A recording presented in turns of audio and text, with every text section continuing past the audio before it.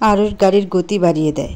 শহরের আলো আধারিতে ডুবে থাকা রাস্তাগুলো যেন ধোয়ার মতো পেছনে গলে যাচ্ছে। বুকের ভেতর একটা চাপা অস্থিরতা, যেটা সে চেনে না কিংবা চিনতে চায় না। অবশেষে গাড়ি এসে থামে কর্পোরেট অফিসের সামনে। অফিসের পাশ দিয়ে বয়ে গেছে সরু গলি। গাড়ি ঢুকবে না। গাড়ি থেকে নেমে আরুষ হোটেলের দিকে যাওয়ার উদ্দেশ্যে রাস্তা ধরে এগোয়। হোটেলের সামনে পৌঁছে চোখ বোলায় চারপাশে। জায়গাটা নির্জন, আশেপাশে তেমন লোকজন নেই। আরুষের চোখ মেহেরকে খুঁজছিল। অবশেষে সে মেহেরের দেখা পেল। এক কোণে হোটেলের বাইরের বেঞ্চে বসে আছে মেহের। টুল ব্যাগ কাঁধে ঝুলছে। ঢিলেঢালা সালোয়ার কামিজের ভেতরে মেয়েটার শরীর যেন মিশে গেছে।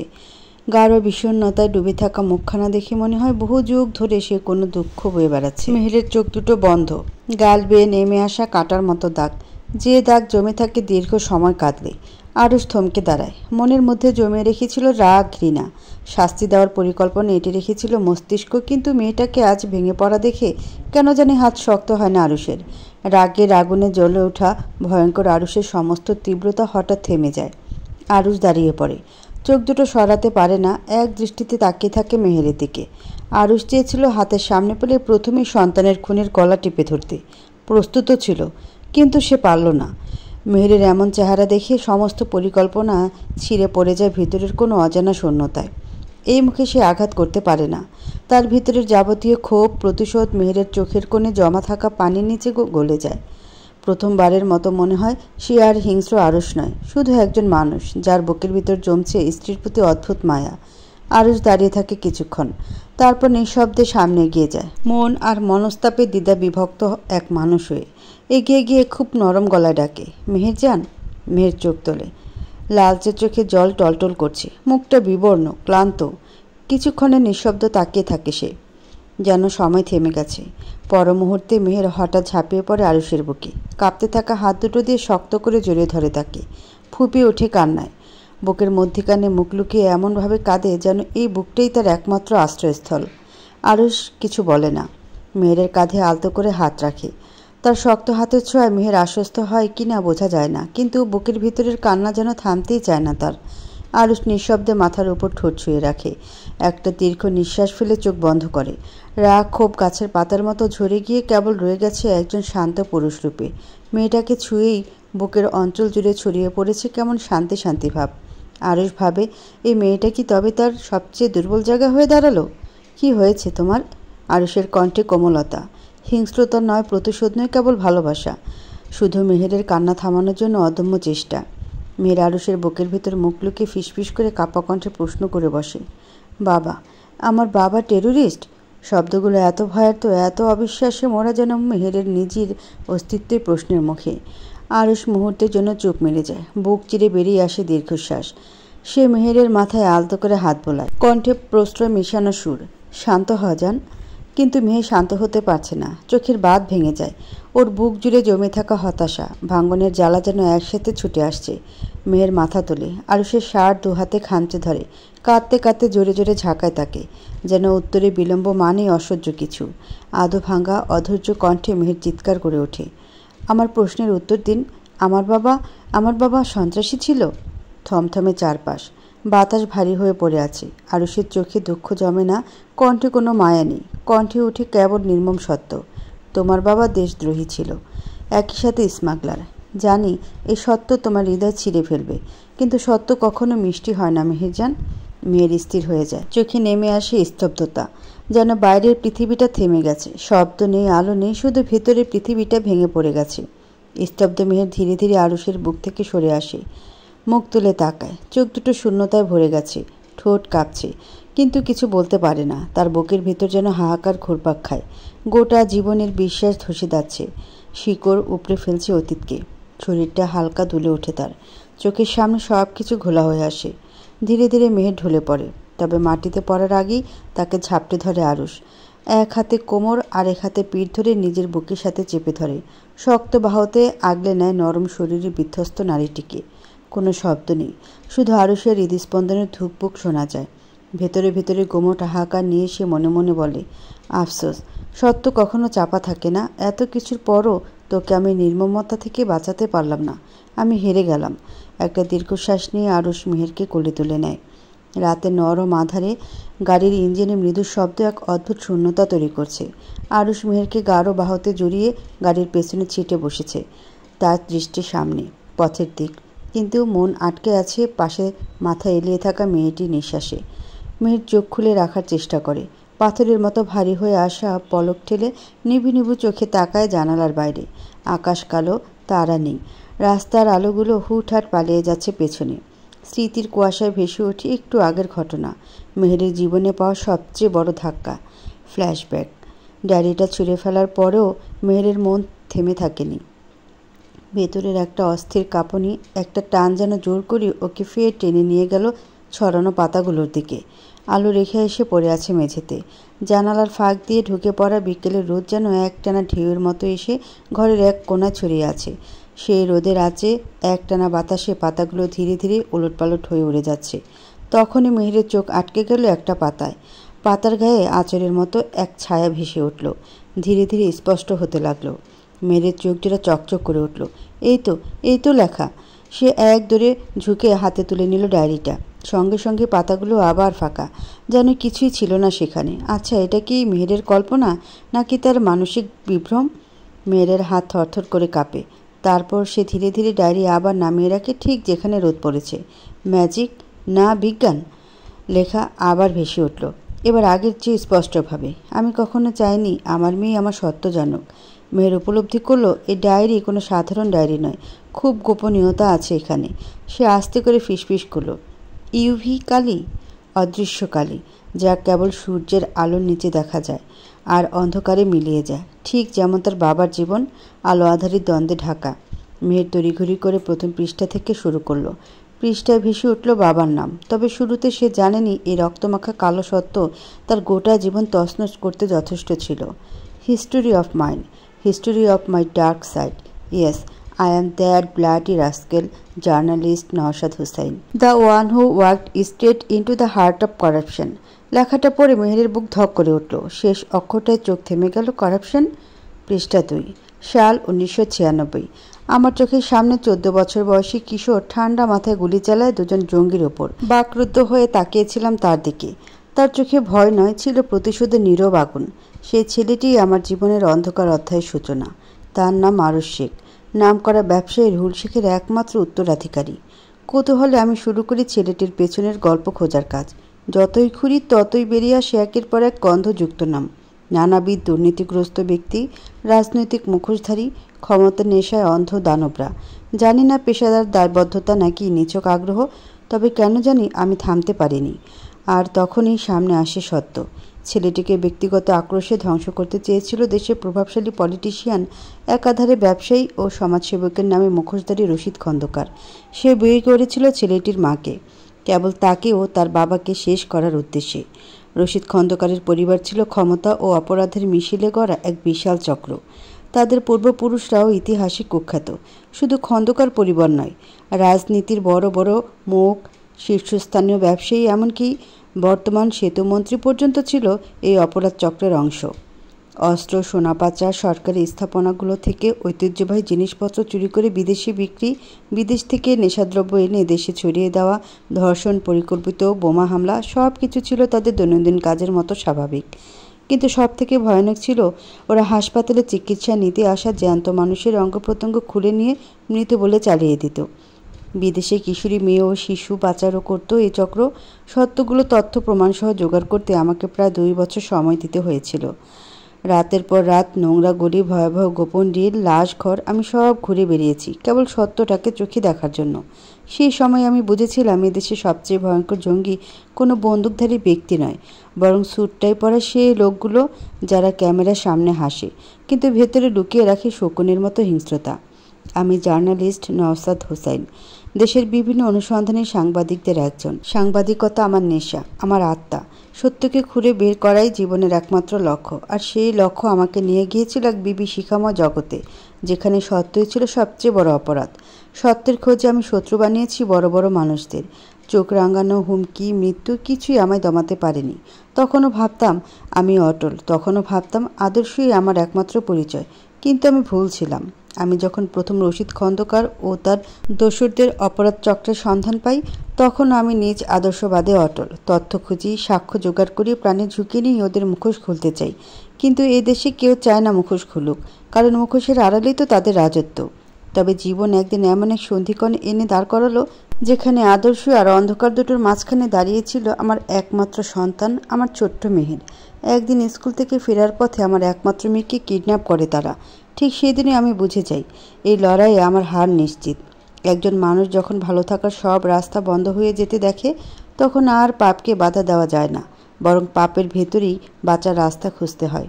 তখনই প্রথম ওরা আমায় প্রস্তাব দেয়, আমার কলম থামিয়ে দিলে আমি মেয়েকে ফিরে পাবো, আরও পাবো টাকা, ক্ষমতা, নিরাপত্তা। আমি রাজি হইনি, প্রথমে না করে দিই। কিন্তু তারপর ওদের পাঠানো সেই ভিডিওটা যখন দেখলাম, আমার 7 বছর বয়সী মেয়ের মুখ বাঁধা, চোখে কান্না, গালে রক্ত, ওরা আমায় কিনে নিল। টাকা দিয়ে নয়, ভয় দিয়ে। সে ভয় যা একজন বাবার বুক কাঁপিয়ে দিতে পারে। তারপর আমি কি করিনি? আমি মিথ্যা খবর বানিয়েছি। আমি নিরপরাধ মানুষকে অপরাধী বানিয়ে পত্রিকার হেডলাইনে তুলে দিয়েছি। আমি ভিলেনদের গায়ে সমাজসেবক তকমা এঁটে দিয়েছি। আমার প্রতিবেদনই রক্ষা পেয়েছে অনেক খুনি, পাচারকারী, লোভী রাজনীতিবিদ। প্রথমে কেবল বাঁচার জন্য করেছিলাম, কিন্তু একসময় টাকা, গ্ল্যামার, ক্ষমতা সব মিলিয়ে একটা নেশা তৈরি হয়ে গেল। আমি ডুবে গেলাম, প্রচণ্ড নেশা ধরে গেল। নেশা, টাকা, সম্মানের, ভয়হীন জীবনের। আমি বিশ্বাসঘাতক হয়েছি পেশার প্রতি, বিশ্বাসঘাতক হয়েছি নিজের বিবেকের প্রতি। সবচেয়ে বড় কথা, আমি বিশ্বাসঘাতক হয়েছি আমার মেয়ের কাছে। আমার মেহের আমার অহংকার, আমার জান্নাত। সে জানেই না তার বাবা একদিন অন্ধকারের পথে হেঁটে এসেছিল এত দূর। আমি কখনো চাইনি আমার মেয়ে আমার সত্য জানুক। তবে একদিন সে হয়তো এই ডায়েরি পড়বে, হয়তো ঘৃণায় ফেলে দেবে, কিংবা নীরবে কাঁদবে। তবু আমি লিখে গেলাম, কারণ এটা আমার স্বীকারোক্তি, আমার পাপনামা। ইতিহাস বলবে আমি অপরাধী, যে আমি একসময় কলম ধরেছিলাম মানুষের মুখে সত্য তুলে ধরার জন্য। আজ সে কলম আমার হাতে অন্যের রক্তে রঞ্জিত। আমি নওশাদ হোসাইন, ইতিহাসের একজন নীরব খুনি, সন্ত্রাসের সাথে হাত মেলানো নীরব সন্ত্রাস। মেহের, যদি কোনোদিন ডায়েরিটা পড়ো, তবে মনে রেখো মা, আমি যত টানা দুর্নীতিতে জড়িয়েছি লোভে, তার চেয়েও বেশি জড়িয়েছি ভালোবাসায়। তোমাদের বাঁচাতে গিয়ে আমি নিজের সততাকে মেরে ফেলেছি। রশিদ খন্দকারের হাত ধরে পা ফেলেছিলাম অন্ধকার জগতে। আজ দীর্ঘ 8 বছর আমি তাদের অপরাধ চক্রের সঙ্গী। একদিন চোখের সামনে মেয়ে বয়সী কিশোরীকে ধর্ষণ হতে দেখে আমার বিবেক খুলল। আমার মেহেরের কথা খুব মনে পড়ে গেল। প্রতিবাদ করলাম, সব করুক, কিন্তু নারী শিশু পাচার বন্ধ করতে হবে। বন্ধ করতে হবে হিউম্যান অর্গান ট্রান্সফরমেশনও। ওরা আমার কথা সায় ধরল, বলল বন্ধ হবে। এরপর আমাকে আলাদা সেক্টরের দায়িত্ব দেওয়া হলো, কিন্তু ওরা নারী পাচারের কাজ বন্ধ করেনি। আমার সহকর্মী জার্নালিস্ট মহিমাকে রেপ করে মেরে ফেলল। আমি কিচ্ছু করতে পারিনি, কিচ্ছু না। এরপর সিদ্ধান্ত নিলাম আমি আর ওদের হয়ে লড়ব না। অনেক হয়েছে। দরকারে পরিবার নিয়ে বিদেশে সেটেল হয়ে যাব, তবু এই পাপ আর নয়। সরাসরি গ্যাংয়ের মাথা সেতুমন্ত্রীকে বলেছি সব ফাঁস করে দেব আমি। আমায় হুমকি দিয়েছে মেরে ফেলার, কিন্তু আমি আর ভয় পাবো না। আমি সব কিছু মিডিয়ায় প্রকাশ করে দেব আগামীকাল। হয়তো আমি আর বাঁচব না, মৃত্যুর আগে, তাই সব লিখে যাচ্ছি। পৃষ্ঠা 22। মেহের, মা আমার বাবা তোমার উত্তম আদর্শ নয়। তোমার বাবা অসৎ জার্নালিস্ট, করাপ্টেড। পারলে বাবাকে ক্ষমা করে দিও।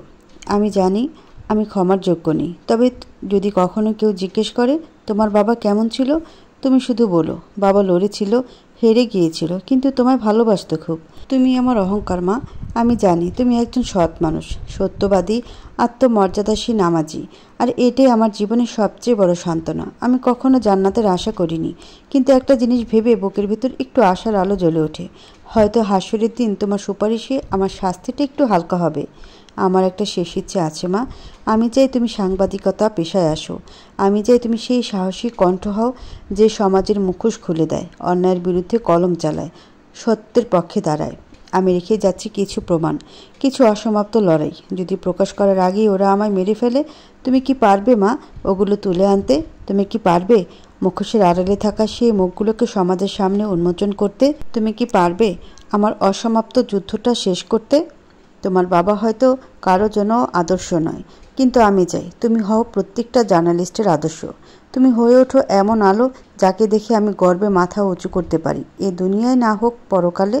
বাবা তোমায় খুব ভালোবাসে মা, অনেক বেশি। পারলে বাবাকে তুমি ক্ষমা করে দিও। ইতি, তোমার অসৎ বাবা। গোটা ডায়েরিটা পড়ে স্তব্ধ হয়ে বসে আছে মেহের।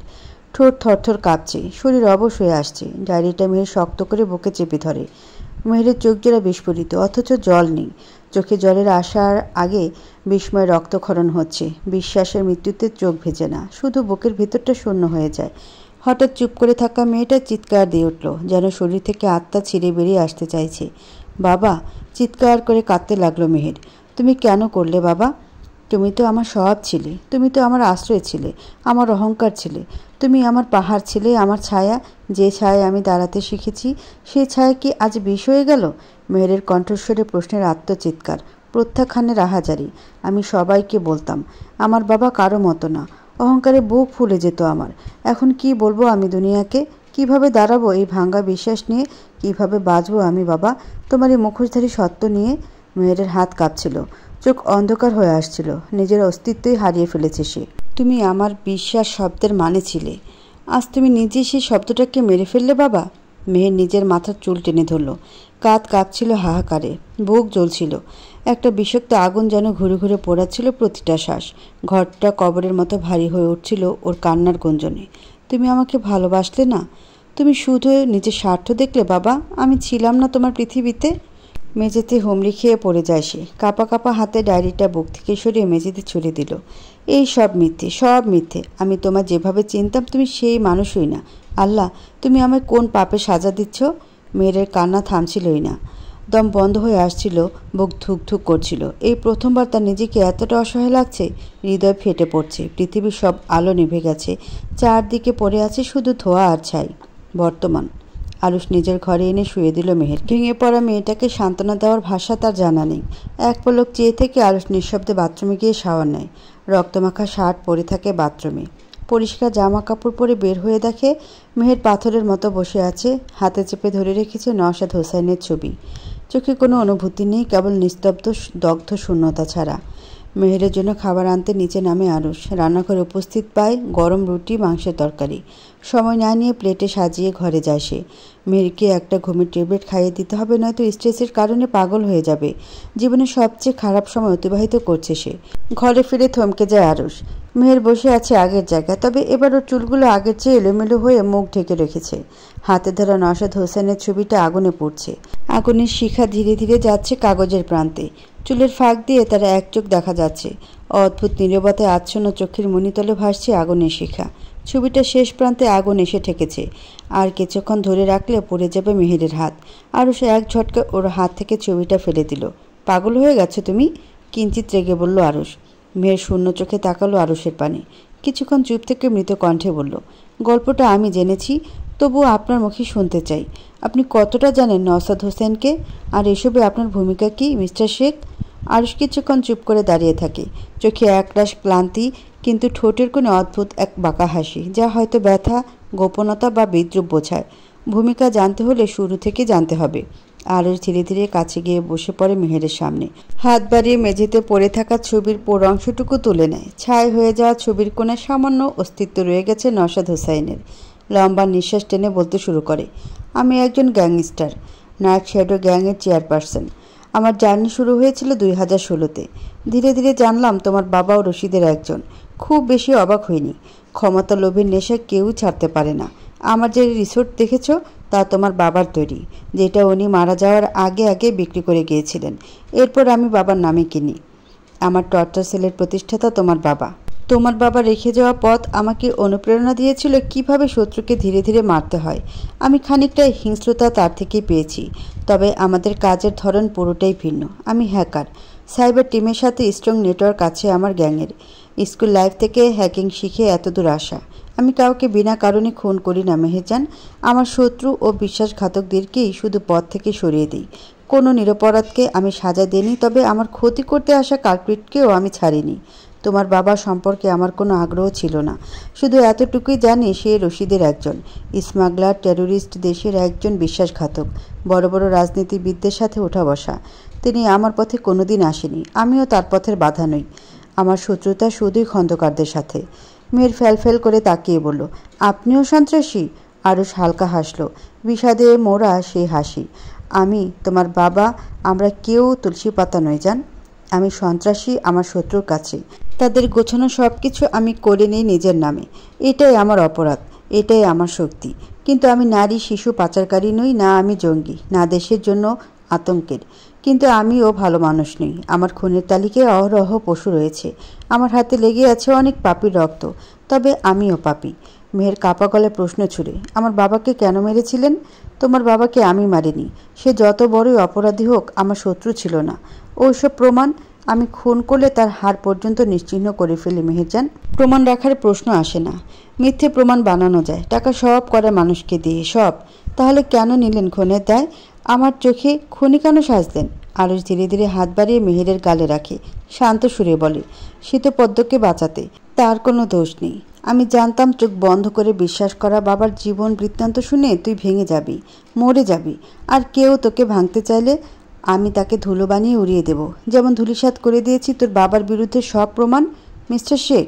ঝরঝর করে ঝরে পড়ে গেল মেহেরের চোখ বেয়ে নোনা জল। তোমার কোনো পাপ নেই, কোনো অন্যায় নেই, কোনো দোষ নেই। তবে তুমি ভুল করেছ। আমার শাস্তি দিতে গিয়ে বিনা দোষে আমার সন্তানকে মেরে ফেলেছ। বলো কি শাস্তি দেব তোমায়, যখন গোটা তুমিটা ভেঙে চুরে পড়ে আছো?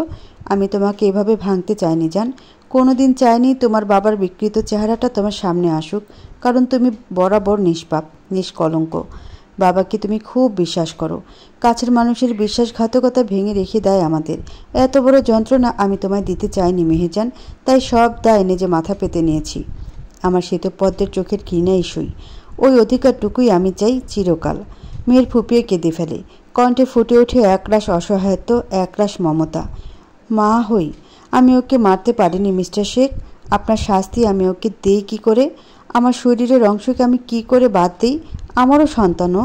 আরুষ প্রথমে স্তব্ধ হয়ে যায়, চোখে বিস্ময়। চেপে রাখা কঠোর অভিব্যক্তি ধীরে ধীরে গলে পড়ে। আরুষের চোখের পলক পড়ে না কিছুক্ষণ। এরপর উপলব্ধি করে সে কেঁদে ফেলেছে। আমার আমার বাচ্চা বেঁচে আছে? আরুষের কণ্ঠ কেঁপে ওঠে, যেন নিজের কানকে বিশ্বাস করতে পারছে না। মেহের চোখের জল ঝরাতে ঝরাতে মাথা নাড়ে, যার অর্থ হ্যাঁ। আর এক মুহূর্ত অপেক্ষা না করে ছুটে আসে আরুষ, বুক ভরে জড়িয়ে ধরে মেহেরকে, যেন সমস্ত পৃথিবীটা ফিরে পেয়েছে এক মুহূর্তে। আরুষের শরীর কাঁপছে। সে চুমো খায় মেহেরের মাথায়, ভিজিয়ে দেয় সারা মুখ। আবেগাপ্লুত সুরে বলে, জান, তুই সত্যি বলছিস? আমার চ্যাম্প, আমার অস্তিত্ব ও আছে, কিন্তু আমার অস্তিত্ব বলে কিচ্ছু নেই। আজ আমি নিঃস্ব হয়ে গেছি। এমন ভাগ্য দিয়ে বিধাতা কেন পাঠালেন আমায় মিস্টার শেখ? আমার জীবনটা বড্ড অভিশপ্ত, আমার রক্ত অভিশপ্ত। পৃথিবীর সব অভিশাপ আজ আমার নামে লেখা। মেহিনুর হুসাইনের নামে। এর চেয়ে আমার মৃত্যু প্রিয়। বলতে বলতে মেহের চোখ বুঝল। ভারী চোখের পাতার ওজন সে আর বইতে পারছে না। তার প্রতিটি নিঃশ্বাসের ওজন জীবনের ওজন বেজায় ভারী। এর ভার সে সইবে কেমন করে? আরুষ মেহেরকে শক্ত করে জড়িয়ে ধরে। বুকের ভিতরটা ফাঁকা হয়ে আছে, অথচ বাহুডোরে রয়েছে গোটা পৃথিবী। এদিকে মেহের নিশার নিস্তেজ। আরুষ জানে এই নিশারতার নিচে চাপা পড়ে আছে দগদগে এক ক্ষত, যেটা তৈরি হয়েছে সেই মানুষটার হাতে, যাকে মেহের আদর্শ বাবা বলে চিনত এতকাল। আরুষ মৃদু কণ্ঠে কানের পাশে ঠোঁট রেখে বলে, ভেঙে পড়িস না জান। যে বুকের ভেতর এতটা বিশ্বাস নিয়ে বেঁচেছিল, তার মন ভাঙলে পুরো দুনিয়া নড়ে যায়। আমি দেখেছি তোর ভেতরকার বিশুদ্ধতা, আর আজ তোর ভেঙে যাওয়াও দেখছি। এই ভেঙে পড়া সর্বনাশা নারীকেও আমি ভালোবাসি মেহেরজান। আরুষ থামে। মেহেরের চুলের ভাঁজে আঙ্গুল ডুবায়, বাহু শিকলে ধরে রাখে ওকে। তোর চোখে ছিল বিশুদ্ধ আকাশ, আর সেই আকাশ বজ্র হয়ে নেমেছে তোর বাবা। আমি জানি কেমন লাগে। নিজের সবচেয়ে বড় বিশ্বাসের জায়গাটা যখন কেবল একটা ধোকায় রূপ নেয়, তখন বুকে রক্তক্ষরণ হয়। মেয়ের কপালে আবার চুমু খায় সে, আর কণ্ঠে এক অদ্ভুত ভয় আর অনুনয়ের সুর। আমি চাই না তুই আমার মতো হয়ে যা। আমি সেই নষ্ট ছেলে, যে বিশ্বাস হারিয়ে প্রতিশোধের নামে বেঁচে আছি। কিন্তু তুই তো আমার শ্বেতপদ্ম, আমার জীবনের প্রদীপ। তোকে আমি আধারে ডুবতে দিতে পারি না। আরুষ একটু চুপ করে, তারপর মেহেরের মাথায় হাত বোলাতে বোলাতে আবার বলে, চোখ বন্ধ কর জান। আজ থেকে তোর জীবনের সত্যি একটাই, আমি তোর স্বামী, তুই আমার বউ। ব্যাস, আর কিচ্ছু নেই। আমার বুকের ভেতর রাজত্ব কেবল তোর। আমার রাজত্বে নিশ্চিন্তে ঘুমা। যতটুকু মিথ্যে ছিল সব আমি পুড়িয়ে ফেলবো। তুই শুধু ভালো থাকিস, সবটুকু দিয়ে ভালো রাখবো আমার শীতপদ্মকে, কথা দিলাম। আরুষের বুকের উষ্ণতায় মেহের নিঃশ্বাস নেয়। চোখের কোণ থেকে গড়িয়ে পড়ে টুপটাপ জল। শরীর ক্লান্ত, মন অবসন্ন, তবু বুকের ভেতরকার জ্বলনের মধ্যেও ক্ষীণ শান্তি ছড়িয়ে পড়েছে। মেয়ে নিঃশব্দে কাঁদে। শুধু একটা কথাই ফিসফিস করে বলে সে, মিস্টার শেখ। আরুষ অবাক হয় না, কেবল হেসে ওঠে একটুখানি। সেই হাসিতে আশ্বাস লুকিয়ে আছে। রাত বেড়েছে। ঘড়ির কাঁটা ছুঁয়েছে একটার ঘর। মেহের ঘুমিয়ে আছে আরুষের বুকে। গভীর রাতে প্রেয়সীরা স্বামীর বুকে যেমন আদরের ছোঁয়ায় ক্লান্ত হয়ে ঘুমায়, এই ঘুমটা ঠিক তেমন নয়। এই ঘুম যন্ত্রণায় পৃষ্ঠ হওয়া ভেঙে পড়া শরীরকে থামিয়ে রাখা ঘুম। এই ঘুম ভীষণ গভীর। স্বপ্নের মধ্যে যে সত্য মেহেরকে তাড়া করে ছুটছে। ঘুমের ঘরে সে বেশ কয়েকবার কেঁপে কেঁপে উঠছে। প্রত্যেকবার আরুষ ওকে আঁকড়ে ধরেছে শক্ত করে। সে আশ্চর্য হয়, কোনোদিন ভাবেনি শ্বেতপদ্মকে সে আঁকড়ে ধরবে নিজ তাগিদে। তার ক্ষত মনের আঘাতে সেও ব্যথা পাবে। অথচ আরুষ একদিন এই নারীকেই কষ্ট দিতে তার জীবনে ঢুকে পড়েছিল জোরপূর্বক। সময়ের বর্তনীতে ঘুরে গেছে সম্পর্কের মোড়। শ্বেতপদ্ম তাকে চায় কি না জানে না আরুষ, কিন্তু সে শ্বেতপদ্মকে ভীষণ চায়। হয়তো এই রাতই শেষ রাত, শেষ স্পর্শ। শ্বেতপদ্ম তার কাছে কখনো এভাবে ধরা দেবে না। তাকে ছুঁতে গেলে দৃষ্টির ঘৃণায় পুড়িয়ে দেবে। শ্বেতপদ্মকে আরুষ বেশ প্রাণাধিক চায়, আর শ্বেতপদ্ম তাকে প্রাণাধিক ঘৃণা করে। শ্বেতপদ্মের এত পবিত্রতার মাঝে আরুষ শেখের অপবিত্র ছোঁয়া কি সাজে? মেহেরকে বালিশে শুয়ে দিয়ে মুখের দিকে তাকায় আরুষ গভীর চোখে। মেয়েটাকে কতই না ভুল বুঝেছিল। অতঃপর আরুষের হাত আপনা আপনি মেহেরের শক্ত পেটের উপর ঠেকে। ভেতরে তার চ্যাম্প লুকিয়ে আছে। আরুষ জানে না চ্যাম্পকে দেখার ভাগ্য তার হবে কিনা। তাদের জীবনের এত দুর্যোগ ঝড়ঝাপটা এসব পাড়ি দিয়ে শেষ অবধি সন্তানের মুখ দেখা হবে তো? কি দোষ ছিল তার? মেহেরের বাবার, তার মায়ের জীবনগুলোকে কেন ধ্বংস করে দেওয়া হলো? কি পেল তারা? তারা তো নিজেরাও ভালো নেই। অপকর্মের ফলাফল ভোগ করছে। কেউ বা মৃত্যুর পর কবরে, কেউ বা জীবিত থেকে আরুষের টর্চার সেলে। কিচ্ছু পায়নি তারা। অন্যের ক্ষতি করে নিজে ক্ষতিগ্রস্ত হওয়া ছাড়া কিছুই পায়নি। বিছানা ছেড়ে তৈরি হয়ে নিচে নামে আরুষ। মঞ্জুরকে ডাকে, কড়া কণ্ঠে আদেশ করে, শিউলি আন্টিকে বলবে মেয়েদের খেয়াল রাখতে। 1 সেকেন্ড যেন চোখের আড়াল না করে, ভুল যেন না হয়। আর তুমি জানো আমার কাছে ভুলের কোনো ক্ষমা নেই। মঞ্জুর মাথা নেড়ে আরুষের চলে যাওয়ার দিকে তাকিয়ে থাকে। এই ছেলেটাকে তিনি বুঝতে পারেন না। দিনকে দিন অতিরঞ্জিত গম্ভীর হয়ে যাচ্ছে সে। আগেই তো ভালো ছিল। বাবার সাথে বেয়াদবি করা ফাজল ছেলেটা কয়েক মাসে এত বদলে গেল কেন? শত্রুর তাপে? কি জানি। ঘড়ির কাঁটার ঠিক 1:30টার গণ্ডি ছুঁয়েছে। বাইরের দুনিয়া ঘুমে ঢলে পড়েছে, অথচ টর্চার সেল জেগে আছে মৃত্যুর বিভীষিকায়। সিঁড়ি ডেঙে আন্ডারগ্রাউন্ডে নেমে আরুষ থেমে দাঁড়ায় দরজার সামনে। সেলের বিভিন্ন ঘরের চারপাশে সিসিটিভি ক্যামেরা ঘুরছে, রেকর্ড করছে প্রতিটা সেকেন্ড। লাল বাতির নিচে রশিদ খন্দকার আধমরা অবস্থায় পড়ে আছে। চোখের পাতাগুলো অর্ধেক খোলা, পাঁজর ওঠানামা করছে কষ্ট করে টেনে আনা নিঃশ্বাসে। তার হাত পা মেঝেতে ছড়িয়ে আছে, সারা ঘরে ঘাম ও প্রস্রাবের গন্ধ। হঠাৎ জুতোর টোকায় মেঝেতে উঠে পদধ্বনির শব্দ। ঘরের মধ্যে প্রতিধ্বনি হয়ে বাজে তার লোহমর্ষক সুরের মতো। রশিদ খন্দকারের কাঁপুনি ধরে যায়। সে জানে ওটা কার পায়ের আওয়াজ। আরুষ, এই নামটা এখন তার কাছে মৃত্যু নয়, মৃত্যুর চেয়েও ভয়ঙ্কর কিছু। আরুষের পরনে সাদা টি শার্ট, গলার লকেট দৃশ্যমান, তার হাতে চকচকে ধাতব রড, মুখে শয়তানের মতো করে তৃপ্তির হাসি। রশিদ খন্দকার ভীত চোখে তাকিয়ে অনুরোধ করে বলে, প্লিজ মারিস না আর। আরুষ বিশেষ পাত্তা না দিয়ে মুখে মাস্ক ও হাতে কালো গ্লাস পরে। কেউ একজন নীরবে সামনে এগিয়ে এলো, হাতে একটা ট্রে, তাতে ঢেকে রাখা কিছু একটা। আরুষ ট্রের দিকে তাকিয়ে শয়তানি হাসি দিল। এরকম ছেলে মানুষই উচ্ছ্বাসে বলল, পছন্দের মেনু আনিয়েছি আজ। ট্রের ঢাকনা সরাতেই এক ঝাঁক গন্ধ ছড়িয়ে পড়ে ঘরময়। পচা গলা 3টে মরা ইঁদুর, শরীর ফুলে উঠেছে, লেজ খোলা হয়ে এসেছে। একটা ইঁদুরের চোখ প্রায় বেরিয়ে গেছে। গন্ধে যে কারো বমি চলে আসবে। অথচ আরুষের চোখে শয়তানি উল্লাস। সে এক পলক দেখে নেয়, তারপর আদেশ ছুড়ে দেয়, 2টো আয়েশা খন্দকারকে খাওয়াবি, দেখাবি যেন পেট ভরে। আদেশ পালনে 2টো ইঁদুর ট্রে থেকে তুলে নিয়ে চলে যাওয়া হলো। ট্রেতে অবশিষ্ট পড়ে থাকা বাকি একটি ইঁদুর নিয়ে আরুষ হেঁটে যায় রশিদ খন্দকারের কাছে। রশিদের চুল মুঠো করে ধরে মুখটা তুলে ধরে। আর কিছু না বলে ঠুসে দেয় ইঁদুরটা রশিদের মুখে। জোর করে ঠেলে দেয় গলা পর্যন্ত। রশিদ খন্দকার চোখ বড় বড় করে ছটফট করে ওঠে। গা ঝাঁকায়, বমি করতে চায়, কিন্তু পারে না। মুখ বন্ধ করে দিয়েছে আরুষ। তার গলা দিয়ে কেবল একটা গোঙানি বেরোয়, খা। তোর মতো শয়তানের জন্য যোগ্য খাবার পচা গলা ইঁদুর। আমি তোর জীবনের শয়তান, তাই তুই শাস্তি পাবি আমার নিয়মে। আরুষ ঠান্ডা গলায় বলে, তোর গা গুলাচ্ছে? আমি তো ভাবছিলাম তোকে আরও 2টো খাওয়াই, তবেই না পেট ভরবে। এটুকু অমৃতে পেট ভরে? আরুষ ঠোঁটের কোণে হালকা এক বাঁকা হাসি টেনে পেছনে সরে দাঁড়ায়। ঠান্ডা নির্মম হিংস্র সে হাসি। তার চোখে কেবল ঘৃণা নয়, উপভোগ্য ফুটে ওঠে। রশিদ খন্দকার কাঁদছে, মুখে হাত চাপা দিয়ে হাওমাও করে কাঁদছে। পাপের সাজে কিছুতেই সহ্য হচ্ছে না। আরও হাতে চকচকে রডটা তুলে নেয়, আঙ্গুলে ঘুরিয়ে নিয়ে আকস্মিক ঝাপটায় বসে পড়ে রশিদের মুখের কাছে। ঠান্ডা গলায় বলে, আমার মায়ের জীবন নরকে পরিণত করেছিলি না? আজ কেন সে নরক দেখে তোর বুক কাঁপছে? শুধু আমার মা না, আমার শ্বশুরকেও মেরেছিস। কোন কোন অপরাধের শাস্তি কিভাবে দেব তোকে আমি? বলতে বলতে প্রথম আঘাত পড়ে রশিদের হাঁটুতে। মারিস না, আমি তোর মায়ের স্বামী। আরুষের গা রিরি করে জ্বলে উঠল। দ্বিতীয় বাড়ি মারে সে রশিদ খন্দকারের চোয়ালে। রশিদ খন্দকার ছটফট করতে থাকে, শরীরটা নিয়ে মেঝেতে দাপাদাপি করতে লাগলো।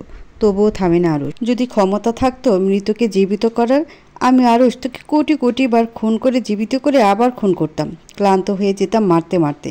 দুনিয়ার যত প্রকার শাস্তি হয় সব তোর শরীরে গেঁথে দিতাম। আফসোস তুই একবারই মরবি। চিৎকার কর, শুনতে ভালো লাগে। আরুষ চেঁচিয়ে ওঠে। এক কোণে দাঁড়িয়ে থাকা জল্লাদ নিঃশব্দে এসব দেখছে। সে জানে প্রতিশোধের গল্প লেখা হয় তাজা রক্ত দিয়ে। এই মুহূর্তে আরুষের অনেক রক্ত চাই। রশিদের মুখ ফুলে আছে, এক চোখ প্রায় বন্ধ। ফাঁকা দৃষ্টিতে সে চেয়ে আছে আরুষের দিকে। ভয়, যন্ত্রণা, মৃত্যুভীতি সব একসঙ্গে চেপে ধরেছে তাকে। এর দৃষ্টি যেমন অসহায় তেমন করুণ। আরুষ ঠান্ডা হাতে রশিদের চুল মুঠো করে ধরে, গলা নামিয়ে হিমেল অথচ হৃদয় ছিঁড়ে ফেলার মতো কণ্ঠে জিজ্ঞেস করে, আর কে কে ছুঁয়েছিল আমার মাকে? বল নাম, নাম বল। রশিদের ঠোঁট কাঁপে। আধো বোঝা চোখে ফাঁকা ফাঁকা নিঃশ্বাসে একে একে সকলের নামগুলো বলে উঠল। আরুষের চোখ দুটো লালচে আগুনে জ্বলছে, যেন ভেতরে থেমে আছে বিস্ফোরণ, যা ছাই করে দেবে সব কিছু। প্রতিটা নাম তার মনে গেঁথে যায় আগুনে দগ্ধ ছুরির মতো। আর এক একটা মুখ হয়ে ওঠে মৃত্যুর জন্য নির্ধারিত টার্গেট, শুধু সময়ের অপেক্ষা। ক্ষোভে রশিদ খন্দকারকে বলে উঠল, না, তুই মরারও যোগ্য না।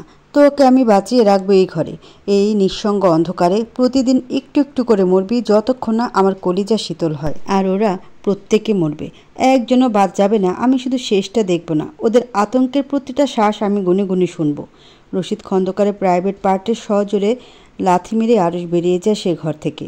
পেছন থেকে শোনা যায় রশিদ খন্দকারের কান্না, গগন বিদারী আর্তনাদ। সেই শব্দে ঘরের দেয়ালও কেঁপে উঠে, যেন শাস্তিও ভয়ে কুঁকড়ে গেছে।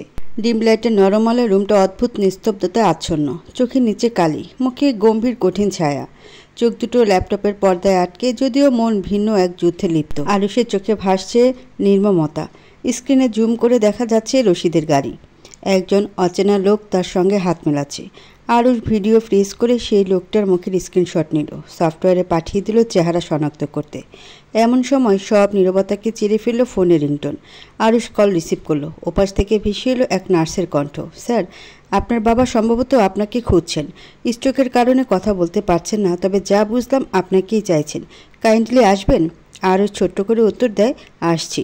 কল কেটে ফোঁস করে নিঃশ্বাস ছাড়ে আরুষ। বাবা মাকে এক হসপিটালের পাশাপাশি রুমে দেখে ওর দম আটকে আসে। আরুষ কিছুটা হলেও অনুভব করে বাবা মানসিকভাবে কত বিধ্বস্ত। প্রিয় মানুষটার মুমূর্ষু অবস্থা। সে তাকায় না, কথা বলে না, দাসের মতো পড়ে থাকে। কতই না অসহায় বোধ করে বাবা নিজেকে। আর এই দৃশ্য দেখে আরুষের প্রতিশোধ স্পৃহা দ্বিগুণ হয়। ইচ্ছে করে কালপ্রিতদের শরীর ঝাঁঝরা করে দিতে বুলেট দিয়ে, অথচ এখানেও আরুষকে ধৈর্য ধরতে হচ্ছে, তাদের মৃত্যুকে ভয়াবহ করে তুলতে। কেমন আছো বাপ? শরীর কেমন লাগছে? রুহুল শেখ কিছু বললেন না। চোখ দুটি স্থির শূন্যে তাকিয়ে আছে, যেন শরীর এখানে, মন অনেক দূরে। আরুষ অনুভব করলো বাবা এখনও সেই পুরনো যন্ত্রণার আধারে আটকে আছেন। তার মন এখনও ভাঙ্গা কাচের মতো খচখচে। তবে সে চেষ্টায় ফাঁক রাখল না। নাটকীয় আনন্দ ভরে গলায় প্রাণ ঢেলে বলল, বিয়ে করবে বাবা?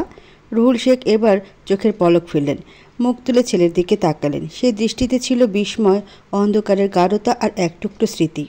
আরুষ মজার ছলে চমৎকার হাসি দিল, একটা নির্মল চঞ্চল হাসি, যেটা শুধু সেই হাসতে পারে। বাবার কাঁধে দুইবার হালকা চাপড় মেরে বলল, আরে বাস, বিয়ের কথা শুনে তুমি দেখি লাফাচ্ছ। তোমার যৌবন আবার ফিরে এসেছে বাবা। আমি দেখতে পাচ্ছি নাতিপুতির বিয়ে শাদিতে না নেচে তুমি বিদায় হবে না। বেশ, আমার ছেলেপুলে মানুষ করে দিও। আমি ততদিনে আরও কিছু প্রোডাকশন বাড়িয়ে ফেলবো। রুহুল শেখের উচিত ছিল উত্তেজিত হয়ে ছেলেকে ধমক দেওয়া, কর্কশ কণ্ঠে উচ্চারণ করা, অসভ্য, চুপ করো বেয়াদব, মুখে লাগাম টানো, বাবা হই তোমার। অথচ আজ তিনি নির্বিকার। শব্দেরা বিরতি টেনেছে ঠোঁটে, যেমন মানুষটাও বিরতি টানতে চায় ক্লান্তিময় জীবন থেকে। আরুষের ভীষণ দুঃখ হলো। বুঝলো তার দুষ্টু ট্রিক্স আর কাজে দেবে না। আগের দিনগুলো ঘুনে খেয়েছে। এ বর্তমান বড্ড তিক্ত, ক্লান্তিময়। বাবা ক্লান্ত হয়ে নীরব হয়ে গেছেন। কিন্তু এখন নীরব বাবাকে তো আরুষ চায় না। সে চায় আমরণ বাবা তার উপর দাপট দেখাক, বকু খুব করে, ধমকে চুপ করাক। তিনি যে ভালোবাসতেন শাসন দিয়েই। আরুষ লম্বা শ্বাস টানল। বুকে কি যেন খোঁচাচ্ছে, ক্ষীণ ব্যথা ছড়িয়ে পড়েছে সারা বুক অঞ্চল জুড়ে। আরুষ ধীরে ধীরে বাবার পায়ের কাছে বসে, দু হাতে বাবার পা চেপে ধরে, গলা কেঁপে ওঠে, করুণ সুরে ডাকে বাবাকে। একটু কথা বলো না বাবা, তুমিও কি মায়ের মতো চুপ থেকে আমার শাস্তি দিচ্ছ? আমি তোমাদের কলঙ্কিত সন্তান বাবা, আমি স্বীকার করি। তুমি আমার শাস্তি দাও, মারও বকো, ত্যায্য পুত্র করে দাও, তবু কথা বলো। তোমাদের নীরব শাস্তি আমার যে সহ্য হচ্ছে না। প্লিজ বাবা, আর কষ্ট দিও না। অমানুষ হতে পারে, কিন্তু আমি তোমাদের খুব ভালোবাসি বাবা। বলতে বলতে আরুষের চোখ থেকে খসে পড়ল মূল্যবান অশ্রু। সে তেমন একটা কাঁদে না, এই চোখের পানি ভীষণই বিরল। রুহুল শেখ ছেলের দিকে ফ্যালফ্যাল করে তাকিয়ে রইলেন। ওনার চোখের কোণে জল জমেছে, কিন্তু কথা বলার শক্তি নেই। হোক নষ্ট, হোক খারাপ, আরুষই যে তার শেষ সম্বল। আরুষ ছাড়া পৃথিবীতে আর কে আছে ওনার? আরুষের কান্না ছুঁয়ে যাচ্ছে তার আত্মার গভীর গহ্বরে। প্রাণপ্রিয় সন্তানকে তিনি কি ইচ্ছে করে কষ্ট দিতে পারেন? চোখে জল নিয়ে বাবার পা দুটো চুমু খায় আরুষ। চোখের পানি গিয়ে পড়ে রুহুল শেখের পায়ে। আরুষ অসহায় কণ্ঠে বলে, কখনো বলিনি তোমাকে তুমি একা নও, আমিও তোমায় ভীষণ ভালোবাসি বাবা। মা যখন ছিল না, তুমি তোমার সব দিয়ে আমার জগৎ সাজিয়েছিলে। আমি নষ্ট হয়েছি নিজের দোষে। তুমি আমার আদর্শ বাবা, তুমি খুব ভালো বাবা, আমার অস্তিত্বের সবচেয়ে পবিত্র অংশ। তোমায় হারালে আমি আর ঘুরে দাঁড়াতে পারবো না বাবা। কে আমায় সাপোর্ট দেবে? কে বকে ভুল শুধরে দেবে? তুমি ভালো হয়ে যাও, তোমার খারাপ ছেলেটার জন্য প্লিজ ভালো হয়ে যাও। আরুষ বাবার পায়ের কাছে বসে মাথা নিচু করে রেখেছিল, চোখের পানি এখনও শুকোয়নি। হঠাৎ পকেটের ভেতরে থাকা ফোন ভাইব্রেশন মোডে কাঁপে। ভ্রু কুচকে ফোন বের করলো আরুষ। স্ক্রিনে ভেসে উঠল মঞ্জুর কলিং। আরুষ খানিকক্ষণ তাকিয়ে থাকলো স্ক্রিনের দিকে। মঞ্জু সব সময় কল দেয় না তা আরুষ জানে। নিশ্চয়ই কিছু হয়েছে, গুরুতর কিছু। ছেলেটার বুকের ভিতর এক অজানা অস্থিরতা জন্ম নিয়েছে। মেহের। ফোনের ওপাশ থেকে মঞ্জুরের দম বন্ধ, চাপা উত্তেজনায় মোড়া স্বর ভেসে আসে। স্যার, ম্যাডাম দরজা খুলছেন না, অনেক ডাকা হচ্ছে, সাড়া দিচ্ছে না, আপনি দ্রুত আসুন। আরুষের বুক ধক করে ওঠে, চোখ জল জল করে উঠল। আরুষের রক্ত যেন হিম হয়ে এলো মুহূর্তে। দাঁড়িয়ে গেল সে, কণ্ঠে আগুন পুড়ে চেঁচিয়ে উঠল, অকর্ম সব কটা! একটা মেয়েকে সামলাতে পারিস না? তাড়াতাড়ি দরজা ভেঙে ফেল। আমার বউ বাচ্চার কিছু হলে আল্লাহর কসম আমি আরুষ সবাইকে জবাই করব। আর এক মুহূর্ত অপেক্ষা না করে আরুষ ধুকপুক করা আতঙ্কিত হৃদয় সাথে নিয়ে ছুটল বাড়ির উদ্দেশ্যে। ঠিকঠাক গাড়ি চালালে 2-3 মিনিট লাগবে পৌঁছাতে। ততক্ষণে দেরি হয়ে গেলে মেহেরের মাথা ঠিক নেই, একটা ভুল সব শেষ করে দিতে পারে। তার নিকটিনে পড়া জ্বলন্ত জীবনের ছাইভস্ম থেকে সবুজ চারাগাছ হয়ে বড় হচ্ছে তার অস্তিত্বের শুদ্ধতম প্রতীক, তার চ্যাম্প। হারিয়ে ফিরে পাওয়া সম্বলকে আর হারাতে চায় না সে। ওই একটাই তো আশায় বেঁচে থাকার, আঁকড়ে ধরার জন্য। মেহের ছাড়া কে আছে? নষ্ট পৃথিবীর পাপিষ্ট মানুষগুলোর জন্য তার শ্বেতপদ্ম নিজেকে না মেরে ফেলে, তার তো দোষ নেই, একটুও না। আরুষের চোখ জ্বলছে, শরীর জুড়ে ঘাম, অথচ হাত পা বরফ ঠান্ডা। স্টিয়ারিংয়ে আঁকড়ে ধরা হাত দুটো কাঁপছে না, কিন্তু বুকের ভিতরে এক প্রলয় চলছে। গাড়ির গতি যেন বাতাস ছিঁড়ে ছুটছে। ট্রাফিক সিগন্যালে রাস্তায় হাঁটতে থাকা মানুষ, কিছুই চোখে পড়ছে না আরুষের। মাথায় একটাই চিন্তা, মেহের। না না, কিছু হতে দেওয়া যাবে না। 2 মিনিটের মধ্যে গাড়ি ব্রেকে আঁচড় কেটে থামে বাড়ির সামনে। দৌড়ে আরুষ তার রুমের দিকে যায়। আর রুমের দরজায় মঞ্জুর ব্যাকুলভাবে ধাক্কা দিতে থাকে। আরুষ খ্যাপা গলায় গর্জন দেয়, সাইডে যা। কণ্ঠ ঠান্ডা, কিন্তু সে ঠান্ডা নিচে আগ্নেয়গিরির মতো ক্ষিপ্রতা। দুটো ধাক্কা দেয় আরুষ, এক প্রকার কাঁধ দিয়ে, তারপর বাহু দিয়ে সজোরে ঠেলে। দরজাটা ক্র্যাক শব্দে ভেঙে যায়। দরজা ভেঙে আরুষ প্রবেশ করে দুপায়ে গিয়ে স্থির হয়ে গেল। দৃষ্টি আটকে গেল সিলিং ফ্যানের দিকে। শরীরটা থমকে গেল। মেহের। ফ্যানের সঙ্গে ওড়নার ফাঁসে ঝুলে আছে মেহের। পা দুটো হাওয়ায় ছটফট করছে, প্রাণপণ চেষ্টা, বাঁচতে চাওয়ার আরতি। আরুষের গলা দিয়ে চিৎকার বেরোয় না, কণ্ঠে গাথা পড়েছে শব্দ। বুকের ভিতর হৃৎপিণ্ডের প্রকাণ্ড গতির বিস্ফোরণ হচ্ছে, কিন্তু বাহির থেকে নীরব থমথমে। আর এক মুহূর্ত কিছু না ভেবে ছুটে যায় সে। চেয়ারের উপর লাফ দিয়ে দাঁড়িয়ে যায়। তৎক্ষণাৎ হাত বাড়িয়ে ওড়নার গিট খুলতে চেষ্টা করে। ওড়নাটা টান টান, সময় যেন অলস। এদিকে মেহেরের শরীরটা ঢলে পড়ার পর্যায়ে সে উঁচু করে ধরে মেহেরকে। মেহের অনবরত কাশছে, গলায় টান পড়ায় কাশি থামছে না। মঞ্জু দ্রুত ওড়নার গিট কেটে দেয়। আরুষ ওকে শক্ত করে জড়িয়ে ধরে নিচে নামিয়ে আনে। মেহের সমতলে কাশছে। কষ্ট হচ্ছে তোর? গলায় কষ্ট হচ্ছে? আর একটু সহ্য কর, আমি আছি তো। মেহের ততক্ষণে নিস্তেজ, মুখ নিস্পন্দন, কিন্তু চোখ আদো খোলা। নিঃশ্বাস ধীরে ধীরে চলছে। মেহেরের ঠোঁট হালকা কেঁপে ওঠে, যেন কিছু বলতে চাইছে। আরুষ কাঁপা কাঁপা হাতে পেছন থেকে মাথাটা ধরে নিজের কোলে টেনে নেয়। মেহেরের চোখ বেশ ঝাপসা, শরীরটা নিস্তেজ, ঠোঁট কাঁপছে। চোখের কোণে জমে থাকা অশ্রু এবার গড়িয়ে পড়ে গালে। সে হঠাৎ কেঁদে ওঠে, থেমে থেমে ভাঙা সুরে বলে ওঠে, কি ক্ষতি হতো আমায় একটা সুস্থ জীবন দিলে? কি ক্ষতি হতো ক্ষমতার লোভে না ছুটলে? কি হতো আমার বিশ্বাস না ভাঙলে? আরও স্তব্ধ, বুকের ভেতর তীব্র কোনো কিছুর খোঁচা নিঃশব্দে পড়ে। মেহেরের কণ্ঠ আরও অস্ফুট, আরও ক্ষীণ হয়ে এলো। পরকালে আমি বাবাকে জিজ্ঞেস করব, কেন আমার চোখে তিনি মিথ্যার পট্টি বেঁধে দিয়েছিলেন, কেন চিনিয়েছিলেন নিজেকে আমার সৎবাবা হিসেবে। কথা সুরে হাহাকার ভেসে আসে। আরুষের ভীষণ মায়া হয় বিধ্বস্ত মেহেরকে দেখে। সে মেহেরের মুখের দিকে তাকিয়ে থাকে একরাশ হতাশা ও নির্মল ব্যথা নিয়ে। মেয়ের কথা শেষ করে নিঃশব্দে ঢলে পড়ে, চোখ বন্ধ হয়ে আসে ধীরে ধীরে। আরুষের শরীর কাঁপে, মেয়ের গাল ধরে ঝাঁকাতে থাকে, গলায় কাঁপন, চোখে আতঙ্ক। চোখ খোল, তাকা আমার দিকে। একটা থাপ্পড় মারে গালে আলতো করে। চোখ বন্ধ করিস না জান, তুই চোখ বন্ধ করলে আমার দুনিয়া অন্ধকার হয়ে যায়। আরুষের কণ্ঠটা কেঁপে ওঠে, কপালে হাত রাখিয়ে বুকের ভেতর সে নিজের হৃৎপিণ্ডের শব্দ শুনতে পাচ্ছে। এত অস্থিরতা সহ্য হচ্ছে না। আরেকটা থাপ্পড়। এবার কাপা হাতে গালের উপর আঙ্গুল ছুঁয়ে রাখে। ওঠ প্লিজ, আমার শাস্তি দিতে এমন করছিস তুই? মেরে ফেল, আমাকে মেরে ফেল। একে একে সবার চলে যাওয়া দেখার চেয়ে ভালো আমি মরে যাই। বলতে বলতে আরুষের নিঃশ্বাস আটকে যায়। মেয়ের কানে কথাগুলো পৌঁছায় কি না বোঝা গেল না। তার আগে চোখজোড়া পুরোপুরি বন্ধ হয়ে গেছে। আরুষ ধাতস্থ হলো কিছুটা, অতঃপর মঞ্জুরির দিকে ফিরে দাঁড়ালো। চোখে আগুন, কিন্তু কণ্ঠ নিঃশ্বাস ঠান্ডা, ভয়ঙ্কর ঠান্ডা। তো রিভলভার দে, আর দারোয়ানকে এক্ষুনি ডাক। মঞ্জুরি একটুও শব্দ না করে রিভলভারটা এগিয়ে দেয়। দারোয়ানকেও কল করে ডেকে আনে। দারোয়ান ঘরে উপস্থিত হওয়ার পর আরুষ অপেক্ষা না করে রিভলভার সোজা মঞ্জুরির দিকে তাক করে। গুলি ছুটে গিয়ে লাগে মঞ্জুরির হৃৎপিণ্ড থেকে ঠিক 3 সেন্টিমিটার বামে। মঞ্জুরির চোখ বিস্ফোরিত হয়ে ওঠে। এক মুহূর্তের নীরব বিস্ময়। তারপর সে ধপাস করে পড়ে যায় মেঝেতে। আরুষ ধীরস্থির সুরে বলে, দরজা ভাঙতে দেরি করলি কেন? তোর কপাল ভালো আমার বউ বেঁচে আছে, না হলে এই গুলি ঠিক তোর হৃৎপিণ্ডে ঢুকত। শিউলি আন্টি আর দাঁড়ান হতবাক, মুখে কথা নেই, চোখে ভয়।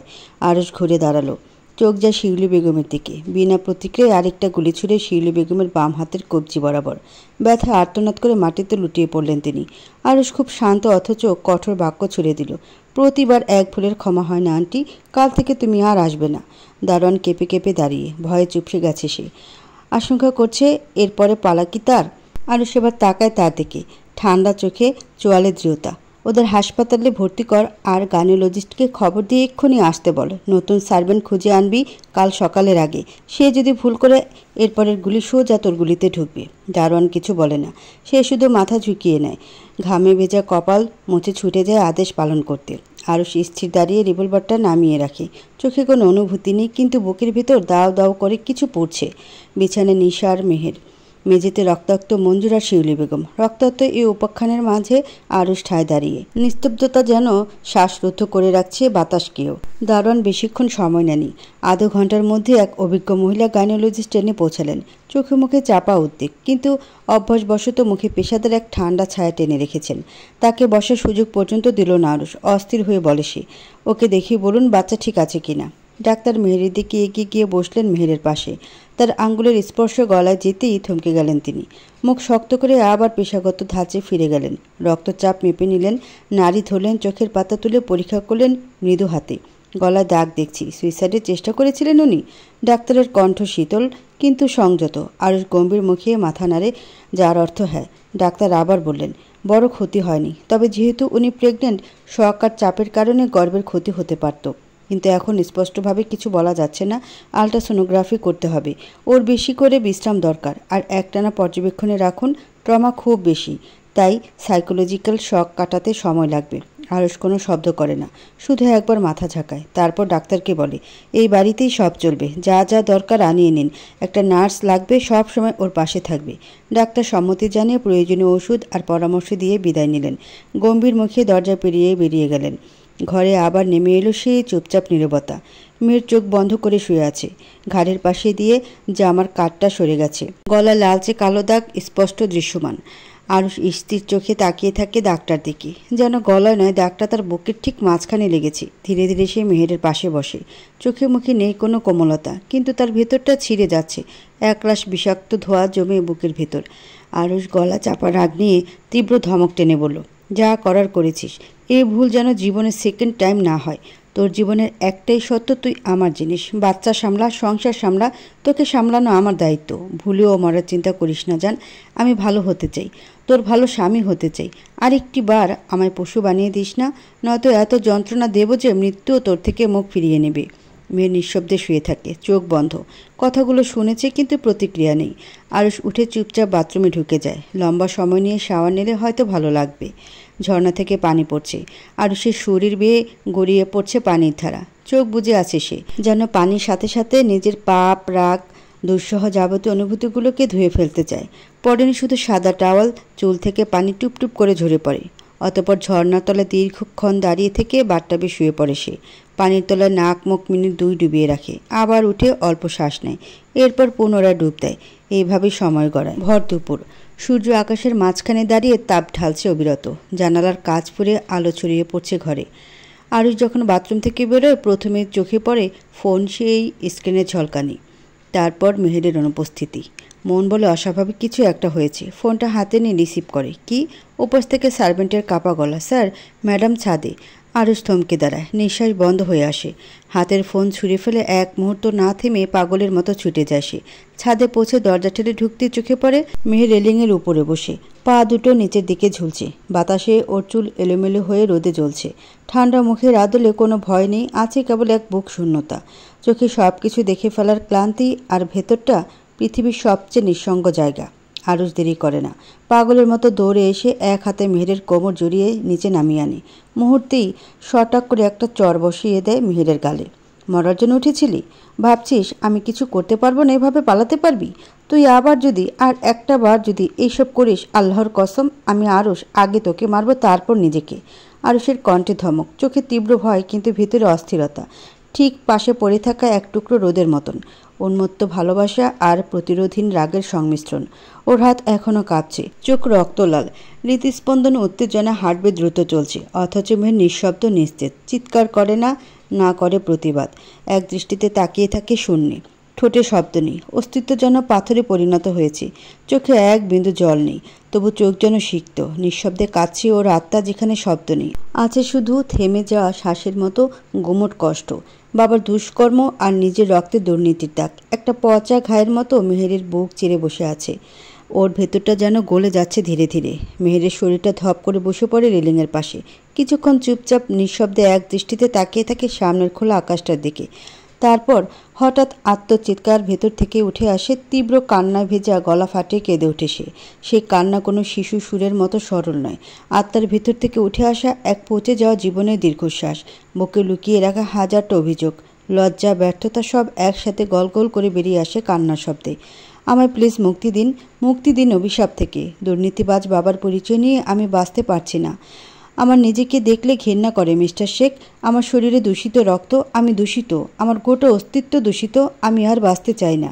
সেই কথার মাঝখানে হাঁপিয়ে ওঠে, কণ্ঠ কাঁপে, শরীরও। নিঃশ্বাস যেন কাটার মতো বকে বিচ্ছে। আরও ধীরে ধীরে ফ্লোরে বসে মেহেরের পাশে ওর কাঁধে হাত রাখে। এক মুহূর্তে হাতটা কাঁপে। রাগ কমিয়ে মায়ায় মোড়ানো সুরে বলে ওঠে, তোকে এই অবস্থায় দেখে আমার বুকটা ছিঁড়ে যাচ্ছে জান।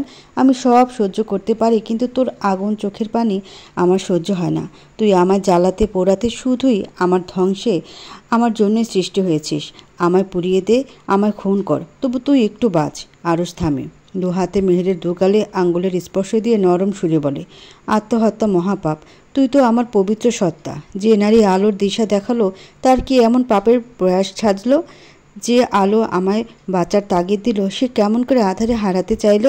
যে মেয়ে আমায় নতুন জীবন দিল, সে কিভাবে আমায় ফেলে যেতে চাইল?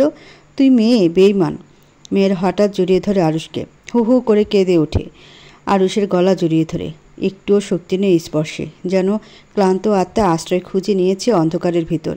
সে যেন এই মুহূর্তে একটা ছোট্ট শিশু, যে অভিভাবকের বুকে মুখ গুজে পৃথিবীর সমস্ত অভিশাপ থেকে মুক্তি চায়। মেহেরের কান্না তীব্র হয়ে ওঠে, যে কান্না শুধু শব্দ নয়, বুক ফাটা আর্তনাদও। আমি পবিত্র নই, আমি একজন টেরোরিস্টের মেয়ে, আমি একজন সন্ত্রাসীর মেয়ে, অসৎ সাংবাদিকের মেয়ে। আরুষ ওকে শক্ত করে জড়িয়ে ধরে, মাথায় চুমু খায়, হাত বোলা মেহেরের পিঠে, কণ্ঠ নরম করে বলে, কাঁদিস না জান। তোকে পড়তে দেখে আমার বুকে দহন হয়। সব দুঃস্বপ্ন ভেবে ভুলে জানা, আমি আছি তো, আমি তোর একমাত্র সত্যি। মেহের ওর কাছ থেকে সরে আসে। ঠোঁট কাঁপে, শরীরেও কম্পন। খুব ভাঙ্গা বিষণ্ণ সুরে আহত কণ্ঠে বলে ওঠে, কি বলে পরিচয় দিই আপনাকে? স্বামী নাকি বাবার মতো আধারে পা দেওয়া খুনি? দোষী তো আপনিও। আরুষ গভীরভাবে ওর চোখে তাকায়, একটুও পলক পড়ে না। মাথা নিচু করে কান্নারত মেহেরের কপালের সঙ্গে কপাল ঠেকিয়ে ভারী কণ্ঠে বলে, আমার পরিচয়, আমি তোমার একান্ত ব্যক্তিগত পুরুষ, তোমার স্বামী। মেয়ের সরে আসে, ঠোঁট কেঁপে ওঠে, শরীরেও বেজায় কম্পন। বিরামহীন কান্নায় ভেঙে পড়া মেয়েটা ফুপিয়ে ফুপিয়ে অসহায়ের মতো বলে, আমার জীবনের প্রথম পুরুষ আমার জন্মদাতা, দ্বিতীয় পুরুষ আমার সন্তানের জন্মদাতা আমার স্বামী, অথচ দুই পুরুষ আমার জীবনের সবচেয়ে বড় আফসোসের কারণ। ঠিক কতটা দুর্ভাগ্যবান নারী হলে আপনাদের মতো পুরুষ কারো ভাগ্যে জোটে? আমি কি পাপ করেছিলাম মিস্টার শেখ? মেহেরের কান্না জোরালো হলো, মুখ চেপে ধরে কান্না ভেঙে পড়ল মেয়েটা। এত যন্ত্রণা, ভারী নিঃশ্বাসের ওজন সইতে পারছে না। মরে গেলে কি কষ্ট কমতো? বিধাতা কেন তাকে এমন পোড়াচ্ছেন? কি পাপ করেছিল সে? আরশ মেহেরের কথার প্রেক্ষিতে হেসে ফেলে, একটু ফিচেল আর একটু হাহাকার মেশানো হাসি। কিন্তু আমি সৌভাগ্যবান, কারণ তুই আমার নসিবে জুটেছিস। নিকোটিনে পুড়ে যাওয়া হৃদয়ের আঙ্গিনায় ভালোবাসার গোলাপ ফুটিয়েছিস। লাশের গন্ধে অভ্যস্ত ইন্দ্রিয় শ্বেতপদ্মের পবিত্রতায় মাতোয়ারা। তুই কোনো পাপ করিসনি জান, তুই আমার কাছে জীবনের চেয়েও প্রিয়। তোর বাঁচাতেই আমার বেঁচে থাকা। আমায় মেরে ফেল, তবু নিজেকে মারিস না। একটু দয়া কর, তোকে আমার খুব লাগবে অনন্তকাল। মেয়ের আরশের দিকে তাকায় না। অনবরত বৃষ্টির ফোঁটার মতো পানি ঝরা চোখ থেকে। এই কান্না শুধু একটা মেয়ের নয়, এটা একটা লাঞ্ছিত আত্মার কান্না, একটা অভিশপ্ত পরিচয়ের কান্না। এই মেয়েটা একটা ভাঙা আয়না, যার প্রতিফলনে কেবল ক্ষত, কেবল কান্না। জন্মসূত্রের কলঙ্ক কি মেটানো যায়? যার বাপ ভালো না, তার রক্ত কি কখনো শুদ্ধ হয়? সে কি করে পবিত্র হয়? এরই মাঝে কেটে গেছে 3 দিন। বিকেলের আকাশটা আজ যেন মেহেরের মতো নিভে যাওয়া, সূর্য আলো দিতে দিতে ক্লান্ত। ঠিক যেভাবে মেহের এখন নিঃশব্দে বেঁচে আছে, শুধু প্রলোভ দিয়ে ঢাকা জীবনটাকে টেনে নিয়ে বেড়াচ্ছে। ঘরের জানালা খোলা, হালকা বাতাস ঢুকছে, পাখিরা কিচিরমিচির করছে দূরে কোথাও। ঘরের 4 দেয়ালের ভেতর শুধু নীরবতা, একরাশ নিঃশ্বাস জমে আছে। মেয়ের জানালার ধারে বসে কাচের বাইরে তাকিয়ে আছে, কিন্তু কোনো কিছুই তাকে টানছে না। চোখে কোনো ফোকাস নেই, মুখ শুকিয়ে গেছে, চোখের কোটরে কালি, মাথার চুলগুলো এলোমেলো। মেয়ের তার হাতের পাতায় তাকায়, এক দৃষ্টিতে তাকিয়ে থাকে। তার গলা রুদ্ধ হয়ে আছে, কিন্তু আর কান্না করে না। চোখ দুটো শুকনো, কাঁদতে কাঁদতে যাদের চোখের জল ফুরিয়ে যায়। মেয়ের এখন সে পর্যায়ে এসে পৌঁছেছে। পেছনের চেয়ার টেনে সরানো শব্দ হলো। নার্স যারা এসে দাঁড়ায় পাশে। 3 দিন হয়েছে জয়েন করেছে মেহেরের কেয়ারটেকার হিসেবে। তার বয়স বেশি না, কিন্তু অযত্নে তাকে মধ্যবয়স্ক মনে হয়। চোখে রাত জাগা ক্লান্তি, সাদা ইউনিফর্মে ঠিকঠাক, মুখে কৃত্রিম হাসি। আপনার ওষুধ খাওয়ার সময় হয়েছে ম্যাম। মেয়ের বোধহয় শুনতে পায় না, কাঠ পুতুলের মতো গাঢ় হয়ে বসে থাকে, যেন ইচ্ছে করেই শুনতে চাইছে না। নার্স পুনরায় ডাকে, ম্যাম আমি ঠিক আছি। গম্ভীর গলায় সংক্ষেপে উত্তর দেয় মেহের। যারা কিছুক্ষণ চুপ করে থাকে, তারপর মৃদু কণ্ঠে বলে, স্যার বলেছেন আপনি যেন ঠিকঠাক খাওয়া দাওয়া করেন, আর খুব বেশি চিন্তা না করেন। আপনি মানসিকভাবে ভেঙে পড়লে উনিও ভেঙে পড়বেন। মেহের কোনো জবাব দেয় না, চুপচাপ বিছানায় গিয়ে কাঁথা উঠে শুয়ে পড়ে।